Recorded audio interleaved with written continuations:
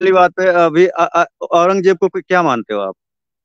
हम्म, कर बात कर लेना, औरंगजेब को मुकम्मल कर क्या ले। मानते हो? हाँ, मुकम्मल कर ले बात, फिर औरंगजेब मैं को क्या करूँ। मानते हो? आइडियल मानते हो या मतलब एक आक्रांता मानते हो जिसने भारत पे आक्रमण किया था? भैया आप बात रख लेना, फिर मैं बता हाँ देता तो हूँ। मैं हाँ या ना बोलो ना, पहले मैं फिर आगे बोलूंगा। क्या क्या मानते हो मानता हूँ मतलब औरंगजेब, वो औरंगजेब को? आइडियल आइडियल मानते हो अपना कि आक्रांता मानते हो? तो मैं आइडियल उसको क्यों मानूंगा? मेरे आइडियल मोहम्मद बस सल्लल्लाहु अलैहि बस बस। वसल्लम है ना। सिंपल, मैं जी जी आइडियल नहीं भैया। मानूंगा ना तो उसको, फिर मैं क्यों मानूंगा? अकबरुद्दीन ओवैसी और उनके भाई ओवैसी साहब क्यों उसके ऊपर चादर चढ़ाने जाते हैं जबकि उसने भारत को लूटा है? अच्छा, तो ये जो यार, क्या आप, मुझे पता क्या लग रहा है आपसे बात करना, मैं आपसे सलाम करता हूँ मेरा भाई, बहुत शुक्रिया, ठीक है। क्योंकि मुझे लग रहा है मैं दीवार के साथ टक्कर, सही बता रहा हूँ, आपसे बात करने को फायदा नहीं है। अभी मैं बताऊंगा, मैं आपको डिटेल निकाल कर दे दूंगा कि वो अजमेर शरीफ के ऊपर जाकर दरबारे मार रहे हैं, तो अजमेर क्या कर रहा था? अजमेर शरीफ वाले जो हैं वो चिश्ती, वो क्या कर रहे थे? आपको पता क्या नहीं कर नहीं, रहे थे अभी वो? आपने तो क्यों मुगलों जाके की चढ़ा? बात की कि और आप यार लोग चले, मेरा भाई, प्रोपोगंडा मेरा बनाते भाई, हो कि और मेरा भाई, मुगलों ने मेरा आके भाई लूटा, बहुत मुगलों ने आके लूटा। मेरा भाई, मेरा भाई बहुत शुक्रिया आपका था, धन्यवाद, मुगलों ने थैंक यू, आके लूटा। धन्यवाद। आपने आईक्यू लेवल चेक किया? ये बंदा कह रहा है कि मुझे दिखाएं कि हिंदू कोई गलत कर रहा है, अभी भी कह रहा है कि मुझे दिखाएं। आप अंदाजा करें, अभी भी ये लोग आके कह रहे हैं कि हमें दिखाएं हिंदू ने क्या किया है। इनको जयपुर ट्रेन भूल गई, इनको मणिपुर भूल गया, इनको छत्तीसगढ़ भूल गया, ठीक है, इनको गुजरात भूल गया, इनको हैदराबाद भूल गया, इनको सब भूल गया। अभी रिसेंट की बात बता रहा हूं, जो वीडियोस आई हैं, कहते हैं जी क्या, यार मैं हैरान हूं हमारे लोगों के इनके आईक्यू लेवल के ऊपर। अब कह रहा जी वो औरंगजेब मुगलों की बात, चलो मैंने कहा कि भाई पहले आप ये मुगलों का कहते थे, ब्लेम गेम शुरू करनी है तो वहां से वहां। अब मुझे समझ नहीं, इसलिए कुरान में जो अल्लाह ताला ने कहा, भाई दा खातबहुमुल जाहिलूना कौलू सलामा, जाहिलों से बात हो जाए तो उनको सलाम कर दिया करो, क्योंकि वो बात सुनने के काबिल ही वो बंदा नहीं, उसका माइंड ही नहीं है, उसका आईक्यू लेवल ही नहीं है कि वो बात समझे। अब वो कह रहे जी क्यों चादर चढ़ाने जाते हैं, फलाना चादर चढ़ाने जाते हैं। और मैं जिम्मेदार हूं उसका चादर चढ़ाने जाते हैं, मैं क्या करूं? मेरे आइडियल मोहम्मद रसूलुल्लाह सल्लल्लाहु अलैहि वसल्लम है भाई, उसके अलावा मैं नहीं किसी को आइडियल शाइडियल मानता।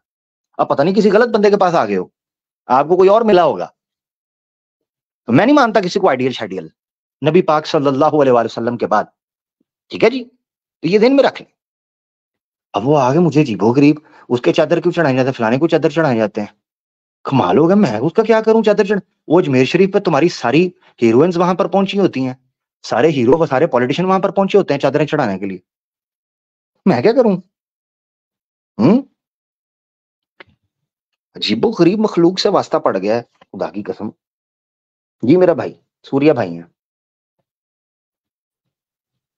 जी अमीर भाई, मेरी आवाज आ रही है? जी आ रही है मेरा भाई, कैसे हैं, ठीक है? बहुत बढ़िया, आप बताइए कैसे? मैं वन फर्स्ट क्लास जी, भाई को बात करना चाहते हैं। पहले मैं एक ऐसी मजाक के तौर पे ये पूछना चाहता था कि कल किस यहाँ के जो मुस्लिम हैं भारत के, वो किसको सपोर्ट करना चाहिए, भारत को या पाकिस्तान को, जो कल का मैच है? मुझे पता, मैं देखता ही नहीं यार, मैं नहीं क्रिकेट देखता, मुझे पसंद ही नहीं। कब मैच हुआ है? नहीं मतलब जैसे इस्लाम का जो मेन, जो उसका इस्लाम का मैसेज है, मैसेज है यार उसमें वो कहते हैं कि इस्लाम धर्म हमारे ऊपर है, बाद में यार कंट्री इसका है। मतलब है, इसका मतलब है आप लोगों को फिर नहीं पता ना सूर्य, आप लोगों को पता ही नहीं है हमारी बेस क्या है, हम कैसे काम करती हैं चीजें, क्रिकेट की क्या वैल्यू है, क्रिकेट की नहीं, कंट्री वो के लिए कहते कल का जो हैं। क्वेश्चन पूछ रहा हूँ वो आप बता दो बस ऐसे ही। वो मुझे, मैं देखते ही नहीं क्रिकेट यार, मैं क्या जवाब दूं मेरा भाई, मुझे नहीं पता क्या मैच है, ये तो आपने मुझे बताया कल मैच है, कितने बजे है? कल इंडियन टाइम के हिसाब से 2 बजे। दिन के? हम्म। ठीक है अच्छा, चलो, वर्ल्ड आप कप कह रहे हो। आप वर्ल्ड कप देखते नहीं क्या, कुछ मैच वैच कभी भी? मैं कुछ भी नहीं, मैं बहुत छोटी एज से मेरा ये वीडियो गेम्स और ये गेम्स वगैरह में, ये जो आउटडोर गेम्स भी आई, ये क्रिकेट वगैरह, इनमें कभी भी शौक नहीं रहा मेरा, मैंने नहीं देखी कभी भी। मेरी बला से इंडिया जीते पाकिस्तान जीते, फिर क्या है, मैं क्या करूं उसमें, मेरा क्या फायदा? हाँ सही मैं बात है, ये देश पूछ का रहा क्या था कि फायदा? यहाँ भारत के मुसलमान को किस तरफ रहना चाहिए, क्या उनको अपने धर्म के हिसाब से, जिधर धर्म की उनका धर्म दिल जो है, कहता है? धर्म की बात ही नहीं, धर्म की बात ही नहीं है, इसमें धर्म की बिल्कुल भी बात नहीं है। अब कई लोग हैं उनको शोएब अख्तर पसंद है, उन्होंने नेशनल टीवी पर उनके साथ इंटरव्यू कर रहे होते हैं, मजाक कर रहे होते हैं। किसी को शोएब मलिक पसंद है, वो सानिया मिर्जा का भी रिश्ता दे दिया उन्होंने, ठीक है, इसलिए उसको इंडिया का जीजा कहते हैं। हम, मुझे क्या पता, ठीक है, कोई कहता था शोएब अख्तर जो है शिल्पा शेट्टी के साथ उसकी सेटिंग चल रही है। अभी सुनने में आया कि उर्वशी रौटाला जो है, उसकी वो को पठान है हमारा, क्या नाम है उसका यार, वो यंग लड़का है, उसके साथ चक्कर चल, क्या करें अब इनका, समझ से बाहर चलिए है। छोड़े अभी भाई, इसमें मैं कोई अपना नहीं। क्वेश्चन पूछता हूँ। हाँ छोड़ दें, पहले इन तो बातों में जाएंगे तो फिर हम्म, बंदा गंद निकलेगा, बेडरूम की बातें हाँ, निकल कोई आएंगी, इसमें छोड़े। कोई फर्क हाँ। ठीक है। मैं हम्म। ये कह रहा था कि एक पहले तो मुझे मुसलमान को एक समझ में नहीं आता वो चाहता क्या है। मतलब अगर उसको पूरी कंट्री उसने इस्लाम के तौर पे एक पाकिस्तान बनाई कि भाई पाकिस्तान में हम लोग सारी आज़ादी से रहेंगे और इस्लाम के सारे कानून पास कर देंगे, मगर वहां पे भी मैं देखता हूँ कि उन्होंने डेमोक्रेटिक कंट्री बना रखी है, आधा इस्लाम आधा ये आधा वो, तो वो अपनी सारी हसरतें पूरी क्यों नहीं कर लेते इस्लाम के सारे कानून लागू करके और पूरा प्रॉपर इस्लाम का किला बना देते हैं। फिर तो पता चलेगा ना कि यार उनको कि अब उन्होंने आधा इधर आधा उधर आधा इधर, कुछ समझ ही नहीं आता कि मुसलमान चाहता क्या है, कि उसको क्या करना क्या है, उसको ये उसकी फिलॉसफी मुझे समझ ही नहीं आई। वो भारत में कहता मैं है कि हमें ये नहीं करने हम्म, देते, वो हम्म, कहता है कि हमें उस कंट्री में जाता, तो कहता है कि ये हमें ये नहीं करने देते। वो करना क्या चाहता है, मुझे ये नहीं समझ में आया आज तक। मैं सही आपको बताऊं सूर्या भाई, ये दुख मेरा भी है। ये जो बात आप कर रहे हैं ना, ये इतनी जेन्युइन बात है कि यही दुख आज तक मेरा है कि भाई इतने लाखों लोग मरवा के और इतने लोगों को सफर करवा के ये पाकिस्तान लिया था और इसका बेड़ा गर्क कर दिया। ना इकोनॉमी ठीक, ना पॉलिटिक्स ठीक, ना सोशल मॉरल वैल्यूज कोई ठीक, ना आपका फैमिली सिस्टम ठीक, ना आप शोबिस के अंदर आपने गंद मचा दिया। इस्लाम का दूर दूर से लेना देना कोई नहीं है, बल्कि जो कॉन्स्टिट्यूशन बनाया उसमें इस्लाम के खिलाफ कितनी शिकें डाल दी हैं, इस्लाम की शरीयत के खिलाफ। शरीयत का तो दूर दूर से ताल्लुक नहीं है। तो ये देश किस लिए को पतीसे बेचने के लिए बनाया था? यही दुख तो हमारा है। मैं खुद सोचता हूं कि इसका करना क्या है फिर। इसके अंदर कोई प्रॉपर वो चीज लाओ ना जिसके लिए लिया था। जो नारा लगा के लिया था पाकिस्तान का मतलब क्या, ला इलाहा इल्लल्लाह। और जब मुल्क मिल गया तो नंगा नहाते रोटी खा, बस जा। ये क्या बात हुई? इसीलिए मैं ये समझता हूं कि मुसलमान वाकई, सूर्या भाई आपने जो बात की है कि एक्सट्रीमली कंफ्यूज हो चुका हुआ है, उसकी वजह यह है कि ये इस्लाम के बारे में न पढ़ते हैं, ना कुछ समझते हैं, ना इनको हकीकत में कोई एजुकेशन है मेजोरिटी को।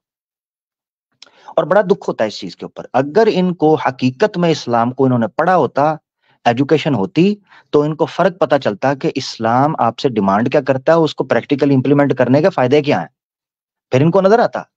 अभी क्या पता है इनको। इस्लाम को इन्होंने जनाब सिर्फ मस्जिद और नमाज और टोपी और दाढ़ी और बुर्का और हिजाब और भाई ये इन्हीं चीजों को अभी तक बेचारे डिफेंड कर रहे हैं, इन्हीं को बचा लें। यानी जो सोशल सिंबल्स हैं, जो फिजिकल अपीयरेंस है, उसको बचाने के लिए बेचारे कोशिश कर रहे हैं कि हम मुसलमान में, यानी औरतें बेचारी इसलिए लड़ रही हैं कि हिजाब बच जाए। क्यों इसलिए लड़ रही हैं? क्योंकि उनको लगता है कि जो बचा कुचा इस्लाम हमारे पास रह गया वो यही कुछ है। क्योंकि ग्राउंड के ऊपर तो है कोई नहीं, अफसोस के साथ, ना स्ट्रांग है, ना कम्युनिटी पढ़ी लिखी है, ना पढ़ते हैं, ना दीन को पढ़ते हैं, ना दुनिया के बारे में पढ़ रहे हैं। भाई ये थोड़ा सा मामला चल रहा है सूर्या भाई, इसमें मैं आपके साथ हूँ, बहुत कंफ्यूज है। काश इनको समझ आए। जी। जी, यही बिल्कुल मैं भी मतलब इसका क्वेश्चन अभी भी मतलब आंसर्ड है कि मुसलमान आखिर क्यों इतना कंफ्यूज है कि हर कंट्री में उस वो इस शिकायत के बता तौर तो दिए। शिकायतकर्ता बना हुआ है कि मुझे इस हाँ, गवर्नमेंट से शिकायत है, मुझे इसी गवर्नमेंट से शिकायत है। बस ये बात तो वो मुझे समझ में। अनआंसर्ड नहीं है उसके। मैं आपके साथ एक तो एग्री करके चल रहा हूं कि मैं आपके साइड पे खड़ा हूं इस टाइम पे ये प्रश्न लेकर मुसलमानों से, पॉइंट नंबर 1। और आंसर्ड मैंने इसलिए उसको कर दिया इस तरीके पर कि ये पढ़ा लिखा नहीं है, एजुकेटेड नहीं है। और ये हकीकत है, चाहे इंडिया का मुसलमान हो, चाहे पाकिस्तान का हो, चाहे बांग्लादेश का हो, एजुकेशन की तरफ फोकस ही नहीं है उनका, किसी और तरफ फोकस है, कुछ और ही है। ना एजुकेशन की तरफ है, ना इस्लाम की तरफ है, ना कोई प्रैक्टिकली स्ट्रांग है, ना कम्युनिटी स्ट्रांग है। ये सारी चीजें कर चुका, मैं रिपीट करूंगा, अपने आप को रिपीट नहीं करना चाहता। आप चलिए 12 देखो ठीक मैंने है। दे दिया। जी। तो एक लास्ट क्वेश्चन छोटा सा मैं पूछ के चलता हूँ। हम्म, जो इस्लाम की जो फिलॉसफी है आफ्टर डेथ, उसमें उसमें मतलब जैसे एक मोमिन मर जाता है, हम्म, फिर वो कब्र में उसकी लाश को दफना दिया जाता है, फिर वो सिलसिला क्या चलता है फिर आगे का? आगे का क्या चलता है? हम्म। जैसे वो मेरी आलम लास्ट बर्ज। कहीं में बात हाँ। हुई थी ये हम्म, खुर्रम भाई हम्म, से, तो वो कह रहे थे कि उसकी बॉडी जाएगी वहां पे जन्नत में और वो इमीडिएट नहीं जाता वो। अब मुझे ये क्वेश्चन का आंसर मिला ही नहीं कि वो कह रहे इमीडिएट नहीं जाता, वो वहां रहेगा। अब मैं सब कंफ्यूज हो गया कि जब कब्र में जाएगा तो फिर उसको जन्नत कैसे मिलेगी, और जन्नत हम्म। अगर पहुंच गया तो वो कहानी मुझे समझ में नहीं आई कि वो कब नहीं, जाएगा मैं बता जन्नत में। हाँ। मैं समझा देता हूँ, मैं समझा देता हूँ। हमारे यहाँ ये इस्लाम का जो कॉन्सेप्ट है, उसमें आलम दुनिया और आलम आखिरत, यानी कि वो टाइम जो हम दुनिया में जीवन गुजारते हैं और जो हम कयामत में यानी दोबारा जब जिंदा किए जाएंगे, दोबारा उठेंगे, दोबारा जीवन मिलेगा, उसमें स्वर्ग और नर्क नर्क जो है इसकी डिवीजन से पहले बीच में एक आलम बरज़ख मानते हैं, जिसको कुरान ने भी बयान किया हुआ है, आलम बरज़ख। वो आलम बरज़ख, बरज़ख कहते हैं पर्दे को, हिजाब को। यानी हम एक ऐसी कैफियत में होते हैं जो ना कंप्लीटली आत्मा का होता है ना कंप्लीटली शरीर का होता है, उसके बीच में होते हैं, उसको कहते हैं आलम बरज़ख। कब्र का जो मामला है उसको हम आलम बरज़ख कहते हैं। अब ह्यूमनली ये आईज या ये जो सेंसेस हैं ये उस चीज को ग्रिप नहीं कर पाती, सिर्फ इतनी सी बात है, ठीक है। तो उस वक्त वो नर्क और स्वर्ग में नहीं जाते, आलम बरज़ख में होते हैं, इतनी सी बात है, ठीक है। एक तो उसका जन्नत में वो जाएगा कब फिर, वो कयामत के बाद? हाँ हाँ, क़यामत के बाद जब अभी तो जितने भी जब मुस्लिम मर जी चुके हैं, जो कई सदियों से जी जी मरते आ रहे हैं, वो सारे कब्र में लेटे हैं इस टाइम। जी जी जी, कब्रों में अपनी हालत के अंदर शरीर उनके गल चुके हैं मगर आत्मा उनकी निकल चुकी है, और वो आलम बरज़ख है, उसको हम एक्सप्लेन नहीं कर या उसको एक्सपीरियंस नहीं कर सकते, फील नहीं कर सकते। मगर एक चीज जिसको आपने ज़हन में रखना है, जो इंपॉर्टेंट चीज है वो ये है कि जो सदियों पहले लोग जा चुके हैं ये वो, उनके ऊपर टाइम इन्फ्लुएंस नहीं करता, वो टाइम की डायमेंशन से निकल चुके हुए हैं। यानी जिस तरह मिसाल के तौर पर सूर्या भाई आपकी आत्मा है, आपकी आत्मा की कितनी उम्र है? मैं तो 39। नहीं, आत्मा की उम्र, शरीर की उम्र नहीं पूछ रहा। अब वो मुझे कैसे पता हो? एग्जैक्टली, बस ये, क्योंकि आत्मा न जवान होती है ना बूढ़ी होती है, आत्मा एक सी रहती है, आत्मा के ऊपर टाइम नहीं लगता। ऐसा नहीं है कि आत्मा के सफेद बाल निकल आते हैं या आत्मा को ऐनक लग जाती है या आत्मा के दांत टूटते हैं, बिल्कुल ऐसे ही आलम बरज़ख होता है, उस पर समय नहीं है। क्योंकि कुरान में लिखा हुआ है जब उनको अजदाद से उठाया जाएगा वो पूछेंगे हमें किसने उठा दिया, अभी तो लम्हा गुजरा, अभी कितनी देर गुजरा, हमें तो पता ही नहीं टाइम कितना गुजरा। तो ये याद रखना है आपने कि जिस तरह आत्मा पर समय नहीं गुजरता, ऐसे ही आलम बरज़ख पे कोई समय नहीं है। इसीलिए 2 लाख 4 लाख 5 लाख ये समय उनके ऊपर नहीं गुजरता। एक तो अगर कयामत कभी आई नहीं तो फिर वो लेटे रह जाएंगे। ये तो आप कह रहे हैं ना कभी आई नहीं तो। अभी तक तो हाँ नहीं जब आई, आई, मतलब जिस हिसाब से जितने हाँ साल, हाँ, अभी तक कितने करोड़ों साल हो गए। कोई बात नहीं, कोई बात नहीं, करोड़ों और गुजर जाए, करोड़ों और गुजर जाए, तो कोई बात नहीं। ऑब्जेक्टिव इस्लाम का जो मेन फाइनल ऑब्जेक्टिव जिसके लिए वो इस दुनिया में अपने जीवन को मतलब एक अलग ही राह पे निकल चुका है, तो वो तो हम्म, अचीव ही नहीं हो रहा उसका ऑब्जेक्टिव। क्यों अचीव क्यों नहीं हो रहा? अब करोड़ों साल से जो मर चुके हैं वो करोड़ों साल से नहीं ना, उसी टाइम में गुजरा, लगे हैं ना। यही तो बता रहा हूँ, टाइम नहीं गुजरा ना, वो टाइम आपके लिए चलो, गुजर रहा है, वो टाइम इस प्रकृति के लिए गुजर रहा है। आत्मा के ऊपर प्रकृति वाले नियम नहीं लगते ना, आत्मा तो टोटली और तरीके से काम करती है। देखिए मैं आपको एक चीज बताता हूँ, टाइम डायलेशन एक थ्योरी कॉइन की जाती है टाइम को समझने के लिए, ये बड़ी डीप है, ठीक है, फिलोसॉफिकली भी इसको डिस्कस किया जाता है। तो इसके कॉन्टेक्स्ट में अगर चीजों को समझेंगे ना तो आपको फर्क पता चलेगा। अभी उस पर डीप डाइव नहीं हम कर सकते, मगर मोटी मोटी बात मैं चलो, हाँ, आपको अगर आप टाइम कहते हो तो टाइम का कॉन्सेप्ट ही खत्म हो गया, फिर तो ये हो गया कि वो जब उठे तब सवेरा वाली बात हो गई। जी जी ऐसे ही है। देखिए मैं आपको एक चीज बताता हूँ, बुखारी शरीफ की एक हदीस के अंदर इस चीज को एक्सप्लेन किया गया है कि कुछ लोग आते थे पूछते थे मत सा क़यामत कब आएगी, क़यामत कब आएगी। अल्लाह के रसूल ने कहा ये बच्चा जब जवान हो जाएगा और तुम सारे मर चुके होगे, तुम पे क़यामत आ जाएगी। अब उन्होंने कई लोग इतराज करते हैं, वो कहते हैं अल्लाह के रसूल ने कहा था 100 साल के अंदर क़यामत है, तो ये क़यामत नहीं आई अभी तक, हजारों साल रसूलुल्लाह को गए हुए भी 1400 से ज्यादा साल हो गए हैं, ठीक है, यानी 1400 साल गए हुए नहीं, मतलब 1400 साल हो गए हैं हिजरत किए हुए, उसके बाद यानी मोर देन 1000 ईयर्स हो चुके हैं, तो क़यामत कोई नहीं आई। क़यामत जो है वो एक वर्ड ऐसा है जो इंसान के मरते शुरू होता है, यानी जो इंसान मर गया उसकी क़यामत शुरू हो गई है। मगर चूंकि हम शरीर के अंदर बंधे हुए हैं इस नियम के, ये जो प्रकृति का बना हुआ शरीर मेरे सामने है, ठीक है, तो उसके उसके नियम के तहत मैं चलता हूं, इसीलिए मैं इस कॉन्सेप्ट को सूर्या भाई ग्रास्प नहीं कर पाता, ठीक है। अगर आसान भाषा में इसको समझना है तो ये जो नक्षत्र हमारे सामने घूमते हैं और ग्रह घूमते हैं, ये साइंस आज बताती है कि इन मुख्तलिफ ग्रहों या नक्षत्रों के ऊपर आपको मुख्तलिफ समय की डायलेशन दिखाई देती है। कहीं पर 24 घंटे का दिन पृथ्वी पर अगर है तो कहीं पर 72 घंटे का है, कहीं पर कई हफ्ते का एक दिन है। इस तरह वो समझाते हैं हमें कि अगर हमारे इस मटेरियल सोलर सिस्टम के अंदर और हमारी गैलेक्सीज के अंदर नियम इस तरीके से काम करता है, समय का इतना बदलता है, तो फिर आत्मा तो इससे परे है। ये ऐसा रहस्य है जिसका किसी किस्म का भी कोई समझ आना, ये शरीर के और मनुष्य के दिमाग के अंदर ये चीज ग्रिप नहीं हो सकती। उपनिषद के अगर आप पढ़ेंगे ना, उपनिषद में भी आत्मा के कॉन्सेप्ट को बड़ा डीपली स्टडी किया गया है। खासतौर पर छंदों के उपनिषद अगर आप पढ़ेंगे, उसके स्टार्ट में एक ऋषि जो हैं वो अपने शिष्य को बड़ा जबरदस्त तरीके से आत्मा कॉन्सेप्ट समझाते हैं डिटेल के अंदर। और वो अगर इंसान समझता है ना तो उसको पता चलता है यार मतलब लोग कैसे सोचते थे आत्मा के बारे में और ये कैसे काम करती थी। कुरान में अल्लाह ताला ने कहा सूरह इसरा के अंदर, वो पूछते हैं यसअलूना कानिर रूह, ये आपसे रूह के बारे में यानी आत्मा के बारे में आपसे सवाल करते हैं। तो कुल आप इनसे कह दें कि हुआ मिन अम्र रब्बी, और रूह जो है मिन अम्र रब्बी, वो तुम्हारे रब का हुक्म है, बस इसको इतना समझो। वमा ऊती तुम मिनल इल्मी इल्ला कलीला, इसके बारे में तुम्हारे पास ज्यादा ज्ञान नहीं है, आत्मा के बारे में हमारे पास ज्यादा ज्ञान नहीं है, हम इसको समझ नहीं पाते।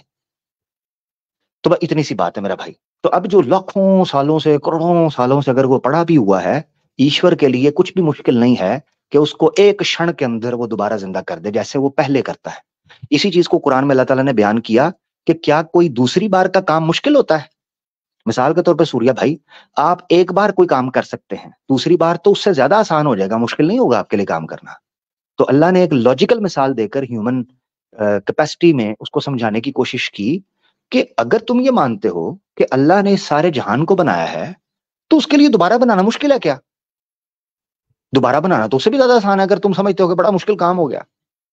समाउ बने ना, इस तरह करके अल्फाज है कि अल्लाह ताला के लिए ये चीज अंतुम अशद्दु अमिस समाउ, इस तरह के अल्फाज है कि क्या तुम मुश्किल हो या तुमसे बड़े बड़े जो ब्रह्मांड मैंने इतनी बड़ी बना दी है, या तुम समझते हो तुम्हें नहीं बना सकेगा वो?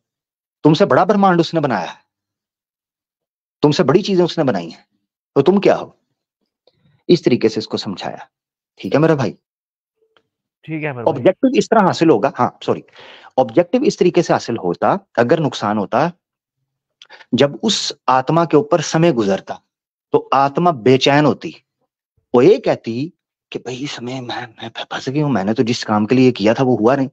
अब इसकी डिटेल अहदीस आपको मिलती हैं, वो फिर इंशाल्लाह डिस्कस उसको करेंगे कि आलम बरज़ख के बारे में जो डिटेल्स आपको मिलती हैं वो क्या हैं, ये समझना जरूरी है। ठीक है मेरा भाई।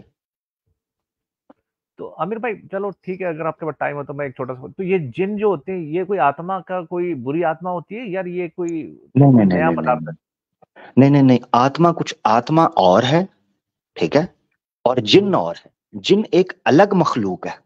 जिनको अगर संस्कृत की भाषा के अंदर अगर हम एक्सप्लेन कर सके ना थोड़ा थोड़ा सा, तो जैसे देवता होते हैं ना, देवता, ठीक है, इस कैटेगरी के अंदर हम उनको रख सकते हैं, मगर नहीं कंप्लीटली नहीं। क्योंकि पता क्या बात है, लैंग्वेज टू लैंग्वेज एक बैरियर आता है कॉन्सेप्ट को समझने के लिए। जिन एक अलग मखलूक है, ठीक है, और जिन जो है ये 3 डायमेंशन से ऊपर तो है मगर 4th डायमेंशन के अंडर है, यानी 3 डायमेंशन से ऊपर इस प्रकार है कि हमें नजर नहीं आती, कभी कभी इसका एहसास होता है।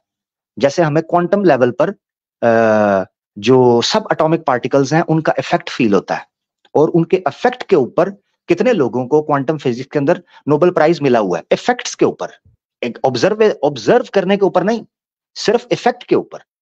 तो इसी तरीके से जो जिन्न होते हैं ये 3 डायमेंशन से ऊपर और 4th डायमेंशन के अंडर काम करते हैं, यानी ये समय के जोर के नीचे होते हैं, मगर 3 डायमेंशनल जो वर्ल्ड है हमारे इर्द गिर्द जो दुनिया है इससे ऊपर है, इससे परे हैं। इसीलिए कभी ये छुप जाते हैं, कभी इनका एहसास होता है हल्का सा, मगर ये आत्मा नहीं है।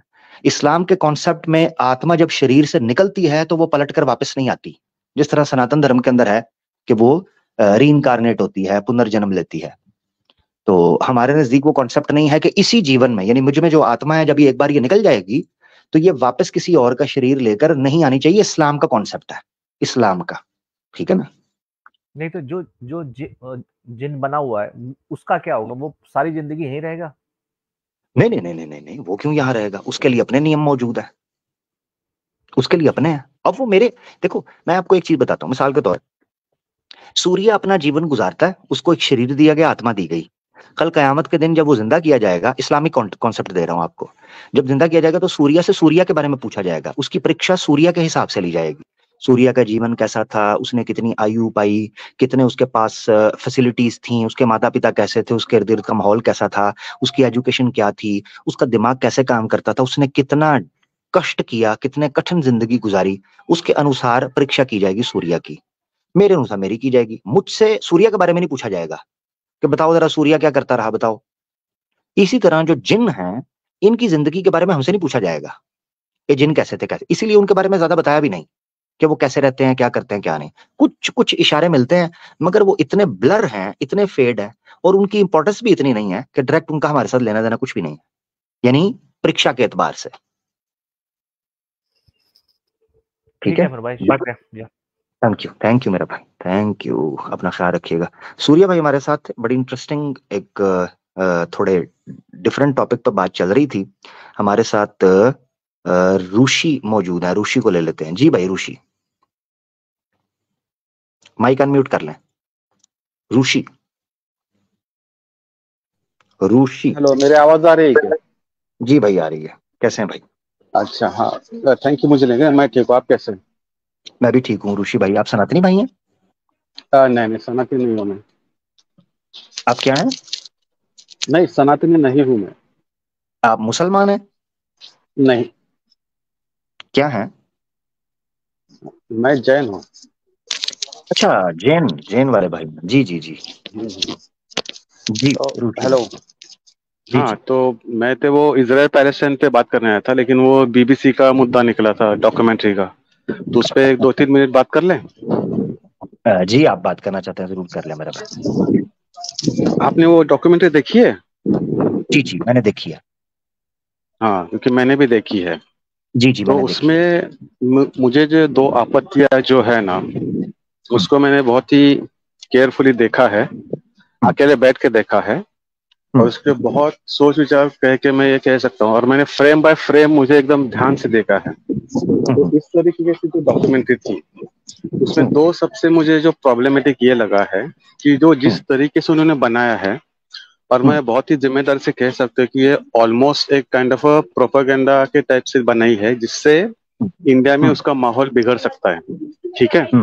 तो नंबर 2 जो मुझे सबसे गुस्सा देने वाली बात थी, उन्होंने जो सुप्रीम कोर्ट को जिस तरीके से दरकिनार किया है, क्या आपको पता है कि वो जो दुखदायी घटना हुई थी, उसके ऊपर सुप्रीम कोर्ट के विजिलेंस के अंडर स्पेशल इन्वेस्टिगेशन टीम ने उसके ऊपर पूरा काम किया है, और उस टाइम कांग्रेस सरकार में थी, तो बीजेपी का कोई उधर कोई ताकत भी नहीं थी उस टाइम पे। तो उन्होंने वो जो भी है मामला वो खत्म किया है।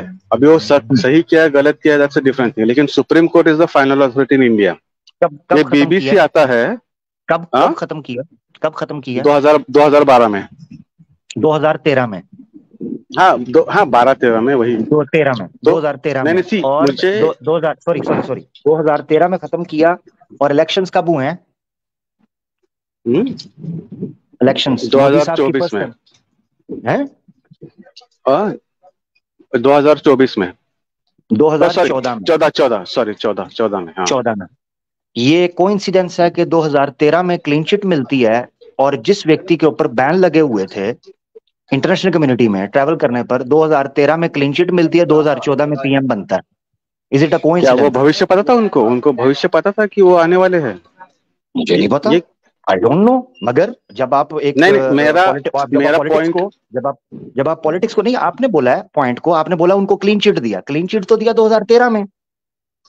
तो मैं क्या बोल रहा हूँ, बीबीसी जिस एंगल से लेके आ रही थी, जिस तरीके से उन्होंने ऑलमोस्ट लाइक गुस्ताखी नहीं बोल सकता, लेकिन जैसे अंडरमाइन किया है सुप्रीम कोर्ट को, which is a sovereign country का कोर्ट सिस्टम ने उनको जो भी डिसीजन दिया है, तो मेरा पॉइंट वो नहीं है। उन्होंने जिस तरीके से उनको दरकिनार किया है, it clearly shows a supremacist colonial mindset, और इसके ऊपर मैं घंटों बात कर सकता हूँ।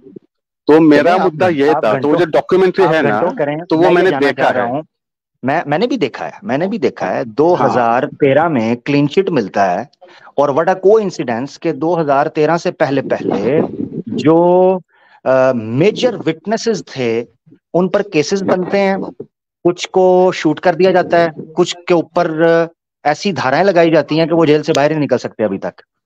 आपको वो लोग देखिए वो लोग जो हाँ विटनेस करने वाले थे, डॉक्यूमेंट्री में दिखाया हुआ है, उसी डॉक्यूमेंट्री में कि हाँ जो लोग विटनेस करने वाले थे, जिनके मोबाइल्स के थ्रू जियो फेंसिंग की गई और पता चला कि ये लोग उस समय वहीं पर मीटिंग पर मौजूद थे जहां मोदी जी पुलिस वालों के हेड्स के साथ मीटिंग कर कर कह रहे थे कि 3 दिन तक पीछे हट जाओ और लोगों को करने दो जो करना चाह रहे हैं।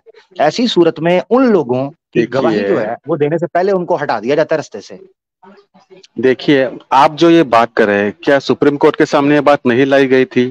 क्या वो लोग लाई इतने गई थी, बेवकूफ थे? हाँ, फिर तो लाई हमको गई, देखो, आप लाई पॉइंट गई समझ को थी। नहीं पा रहे हैं। मेरी तो एक फिर बात वो इट समझनी हैज टू बी आपने, क्रेडिबल एक होना पॉइंट और चाहिए ना। समझना है। मैं वो आपको एक क्या चीज कर रहा बताता है, हूँ। वो 2000 आग लगा रहे हैं, बीबीसी आग लगा रही है। 2013 में दो आग लगा रहे हैं तो ये इंडियंस पॉलिटिशियंस को तो पता होगा ना, नॉर्मल तो लोगों को तो पता होगा ना। तो मैं तो मेरी बात कोर्ट में सुनिएगा जाइए जरा, फिर गौर से से। सुनिएगा। कोई भी हाँ, कोर्ट भी कोर्ट में जाना चाहिए। वो तो कह रहे हैं, बीबीसी का आर्टिकल दिखाया, वो कह रहे हैं हमें सू करो, हमें रिप्लाई करो, हमारे जो सवाल आता है। उन्होंने डिक्लाइन कर दिया। अगर इतना नहीं दम था कोर्ट में तो चाहिए ना, बीबीसी सुप्रीम कोर्ट कोर्ट, में जाए ना। हाँ। इनके पास नहीं, इतना तगड़ा है ना, तो बीबीसी कोर्ट में ने कोई जाइए। जजमेंट बीबीसी ने कोई जजमेंट नहीं दी। बीबीसी जो एक उन्होंने आग जर्नलिज्म का लगाई है। तरीकाकार होता है, नहीं चले वो आप कह सकते हैं, कई लोग कईयों का ये पक्ष है, नहीं, आज जो आमिर आपका पक्ष साहब, है। आमिर साहब, मैं किस एंगल से बात करूँ ये समझिए। इससे लॉ एंड ऑर्डर खराब हो सकता है, मेरा पॉइंट वो है, देखिए उधर से मैं सोच रहा हूँ। देखिए आपको क्या अब लॉ एंड दंगे ऑर्डर, करवाने फिर से इंडिया लॉ में, तो नहीं, वैसा हो जाएगा दंगे ना। नहीं, फर्क समझे। याद रखें, जब भी कोई जो पार्टी होती है वो गवर्नमेंट में होती है तो उनको हमेशा अपने केसेस उठाने से democracy is in danger, law and order is in danger, destabilisation हो जाएगी। उनका यही पैटर्न मैंने देखा है। और ऑपोजिशन कह रही होती है खोलो खोलो इसको खोलो, डेमोक्रेसी का राइट है, ऑपोजिशन का राइट है, एक्सपोज करो। और जैसे ही वो पार्टी पावर के अंदर आती है फिर डेमोक्रेसी इन डेंजर आ जाती है। तो हमने पॉलिटिक्स नहीं, के अंदर ये देखा है, बैक एंड फोर्थ ये चीजें देखी हैं कि जो पार्टी गवर्नमेंट के अंदर होती है उसको डेमोक्रेसी से बहुत ज्यादा प्यार हो जाता है, और जैसे ही वो गवर्नमेंट से हटकर ओपोजिशन में आती है डेमोक्रेसी की वो हवा में उड़ा के रख देती है। Point number 1। दूसरा सुन लीजिएगा, सुप्रीम कोर्ट 2013 के अंदर जाकर क्लीन चिट देता है, जबकि जो मेजर विटनेसेस थे वो या तो दुनिया से जा चुके थे या साइडलाइन हो चुके थे। ये साफ तौर पर बीबीसी की रिपोर्ट के अंदर दिखाया गया एविडेंसेस के साथ साथ। अच्छा, point is it number 1। Permissible in court? अब दूसरी चीज मैं बताने लगा हूं, सुप्रीम कोर्ट हो या कोई भी कोर्ट हो, आप उनकी रिस्पेक्ट अपनी जगह पर होती है, मगर उनकी जो स्टेटमेंट होती है या जो उनकी जजमेंट होती है उसको क्रिटिसाइज करना या एनालिसिस करना ये पब्लिक का राइट है। दुनिया के किसी भी सिविलाइज्ड डेमोक्रेसी के अंदर सुप्रीम कोर्ट का कोई जजमेंट हो या किसी हाई कोर्ट की हो, उसको क्रिटिसाइज किया जाता है। जजेस को प्रेशराइज करना या ब्लैकमेल करने की कोशिश करना, दैट्स समथिंग एल्स। वो डेमोक्रेटिक नहीं है, वो ब्लास्फेमी मानी जाती है कोर्ट की। मगर कोर्ट के जजमेंट को क्रिटिसाइज करना या उसको रिव्यू करने की बात करना, इसमें क्या दिक्कत है? इसमें कौन सा सुप्रीम कोर्ट की बेइज्जती हो जाती है? कमाल है। मैं नहीं नहीं, वो अगर है ना, तो आपने ऐसे बोला ना, ये दो मैंने वो डॉक्यूमेंट्री में वही उन्होंने उठाया, तो ठीक है, आप फिर से रिव्यू पिटीशन डालिए कोर्ट में। लेकिन मैं क्या बोल रहा हूँ कि उन्होंने जिस तरीके से डॉक्यूमेंट्री बनाई है वो बहुत ही प्रोपोगेंडिक है। ये मैं बोल रहा हूँ, वो म्यूजिक डाल के, वो जिस तरीके से उन्होंने किया, मैं फ्रेम बाय फ्रेम जा सकता हूँ, ठीक है, कहाँ कहाँ पे ये किया है। तो मेरा पॉइंट क्या है कि ठीक है वो ऋषि में भाई, ये नहीं, लॉ एंड ऑर्डर हो जाएगा ना फिर। ठीक है ऋषि भाई, अगर आपको लगता है कि आपका पक्ष है, लॉ एंड ऑर्डर हो जाएगा, हाँ, ठीक है, एक आपका पक्ष है, एक और जनता का पक्ष है। देखिए ये जो असेसमेंट है ना कि डॉक्यूमेंट्री से आप क्या कंसीव कर रहे हैं या दूसरा पब्लिक क्या कंसीव कर रही है, ये डिबेटेबल है। मगर इटसेल्फ वो डॉक्यूमेंट्री कंट्रोवर्शियल हो गई है, फलाना हो गई है, उसका मतलब ये नहीं है कि वो फैक्ट्स पर मबनी नहीं है। अच्छा, एक चीज, दूसरी चीज ये मैं आपको बता देता हूं, मैं बीबीसी को एज इट इज ऑन करने का कायल नहीं हूं, क्योंकि जितने भी वेस्टर्न मीडिया है ये प्रोपेगेंडा मशीनरी या स्टूडियोज हैं, इसमें तो कोई शक नहीं, मैं मानता हूं इस चीज को। सवाल ये था उस भाई के बात के ऊपर कि इंडिया में बोलने का मौका दिया जाता है, सबको राइट दिया जाता है। तो बीबीसी की एक डॉक्यूमेंट्री है, वो कह रहे हैं आपने हमें सू करना है, आप इंटरनेशनल कोर्ट जस्टिस के अंदर हमें सू करें, आपको मसला है, बैन क्यों कर रहे हैं, रेड क्यों कर रहे हैं उनके ऑफिस पर? बीबीसी के जर्नलिस्ट, वो बीबीसी का जर्नलिस्ट डॉक्यूमेंट्री के अंदर दिखाया जाता है, मोदी से एक सवाल पूछती है एक लड़की, आपने अगर डॉक्यूमेंट्री देखी है फर्स्ट एपिसोड में, वो मोदी हाँ से देखा पूछती मैंने। है कि क्या कोई एक चीज बताएं जिस पे आप रिग्रेट करते हैं कि 2002 गुजरात के इशू में नहीं होना चाहिए था, जो आप नहीं कर पाए। मोदी जी का जवाब क्या था बताएं? मीडिया मोदी का का। जवाब क्या क्या नहीं कर पाया मीडिया को? हम्म